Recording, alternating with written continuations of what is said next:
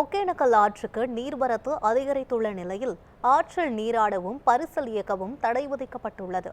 இதுகுறித்து நமது செய்தியாளர் மாதையன் வழங்கிய தகவல்களை தற்போது பார்க்கலாம். தொடர்ந்து ஒரு மாதத்துக்கும் மேற்பட்ட நாட்களாகவே காவேரி நீர்பிடிப்பு பகுதியில் தொடர்ந்து கனமழை பெய்து வருகிறது. கேரளா, வயநாடு, குடகு, மைசூரு, மண்டியா பகுதியில் தொடர்ந்து கனமழை பெய்து வருவதால் கர்நாடகா மாநிலத்தில் அமைந்துள்ள கிருஷ்ணசாகர் அணையும், கபினி அணை மற்றும் யாங்காவதி அணையும் முழுமையாக நிரம்பி வருகிறது. காவேரி நீர்பிடிப்பு பகுதியில் தொடர்ந்து கனமழை பெய்து வருவதால் வரும் நீர்வரத்து படிப்படியாக அதிகரித்து வருகிறது. கர்நாடகா மாநிலத்தில் அமைந்துள்ள கிருஷ்ணசாகர் அணையும், கபினி அணையும் முழு கொள்ளையில் வைத்ததுனால கர்நாடகா மாநிலத்திலிருந்து வரும் தண்ணீரானது அப்படியே உபரி நீர் தண்ணீராகவே திறக்கப்பட்டுள்ளது. கிருஷ்ணசாகர் அணையிலிருந்து 55,000 கனடியும், கபினி அணையிலிருந்து 30,000 கனடியுமே திறக்கப்பட்டது. கடந்த 3 தினங்களுக்கு முன்பாக திறக்கப்பட்ட தண்ணீர் தற்போது ஒகேனக்கல் அணை தமிழக எல்லையான பிலிகுண்டுக்கு நீர்வரத்து படிப்படியாக அதிகரித்து வருகிறது.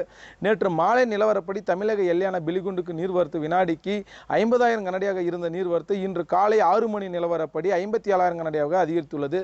தற்போது நிலவரப்படி மேலும் அதிகரித்து 65,000 கனடி தண்ணீர் அதிகரித்துள்ளது. இதனால் பார்த்தீங்கன்னா அதே போல தமிழக எல்லை பகுதியான பிலிகுண்டு, அன்செட்டி, கேரெட்டி, நாட்ராபாளையம், ஒகேனக்கல் வனப்பகுதி இந்த பகுதியிலும் தொடர்ந்து கனமழை பெய்து வருவதால் நீர்வரத்து மேலும் படிப்படியாகவே அதிகரிக்க வாய்ப்புள்ளது. 1 லட்சத்துக்கும் மேற்பட்ட தண்ணீர் வரும் என்று எதிர்பார்க்கப்படுகிறது. தற்போது ஒரு மாதத்துக்கும் மேற்பட்ட நாட்களாகவே ஒகேனக்கல் பகுதியில் வறண்டு போய் காய்ந்த நிலையில் இருந்த நிலையில் தற்போது நீர்வரத்து வருவதனால ஒகேனக்கல் பகுதியில் வெள்ளக்காடாகவே காட்சியளிக்கிறது.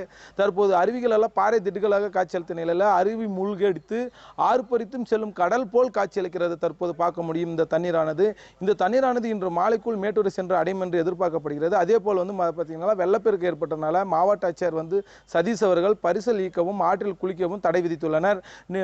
ஆற்றில் குளிக்க 3வது நாளாகவும் பரிசல் ஈக்க 2வது நாளாகவும் தடை விதித்துள்ளனர். இது மேலும் நீர்வரத்து படிப்படியாக அதிகரித்தால் மேலும் அருவிகளெல்லாம் மூழ்கெடுத்து வெள்ளக்காடாகவே காட்சியளிக்கும் என்று எதிர்பார்க்கப்படுகிறது.